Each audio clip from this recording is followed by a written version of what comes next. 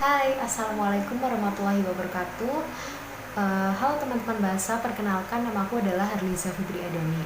Aku itu salah satu lulusan Semansa 21 dari jurusan bahasa yang baru lulus tahun ini. Saat ini aku sudah memulai dunia perkuliahanku di Universitas Jenderal Sudirman dan jurusan yang aku pilih adalah jurusan Sastra Indonesia. Sebelumnya video ini aku buat untuk kalian adik-adikku yang paling hebat. Nah, teman-teman, pasti kebanyakan dari kita itu sering kali dapat pertanyaan dari seseorang tuh kayak kenapa kamu masuk bahasa atau enggak, memang nanti kalau lulus dari bahasa itu mau jadi apa? Paling juga ujung-ujungnya di dunia pendidikan yang gajinya kecil gitu. Nah, kebanyakan orang tuh beranggapan seperti itu. Dari situlah juga kenapa bahasa itu sering kali dianggap remeh dan juga dianggap sebelah mata sama orang-orang.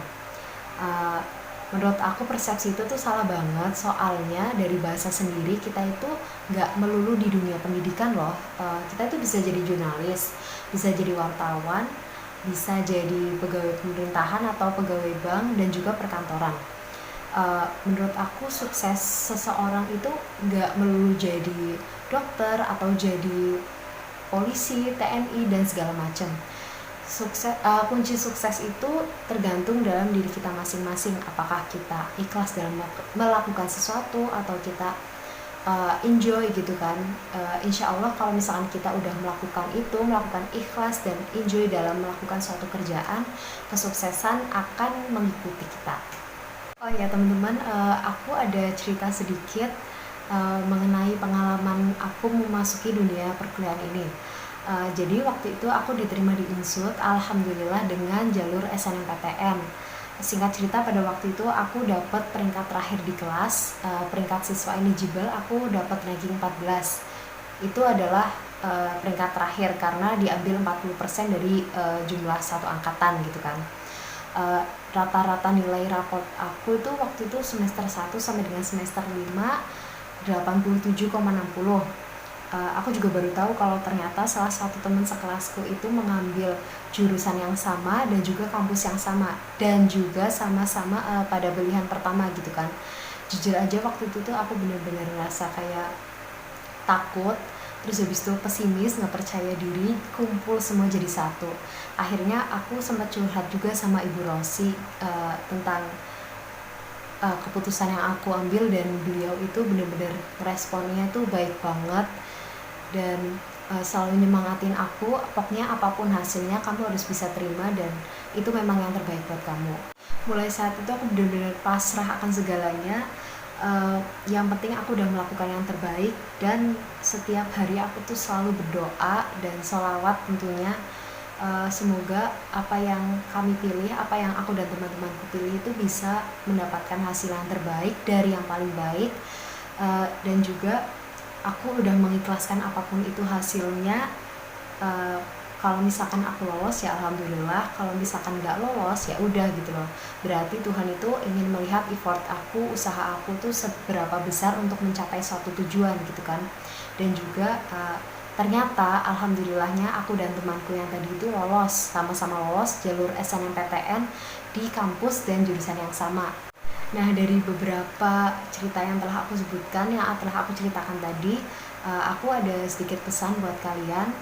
Kalian tuh harus tahu kalau diri kalian tuh hebat, kalian itu luar biasa, kalian tuh keren tanpa karena. Kenapa tanpa karena? Kalian tuh keren, hebat tanpa alasan. Nggak usah minder atas apapun itu, jalani aja apa yang kalian lakukan sekarang, kerjakan apa yang harus dikerjakan. Kalian tuh harus bisa membuktikan ke orang-orang kalau kalian tuh bisa sukses dengan cara kalian sendiri gitu kan. Terus habis itu kalau misal ada orang yang menghina kita gitu, biarkan aja, kita nggak usah terlalu membawa ke hati gitu kan. Tapi kalau misalkan ada orang yang kritik kita tapi kritiknya tuh membangun, kalau bisa tuh terapkan ke dalam diri kita, dan juga kita itu berusaha evaluasi diri dan juga memperbaiki kualitas diri buat kita sendiri, biar kita itu jadi manusia yang lebih baik ke depannya gitu.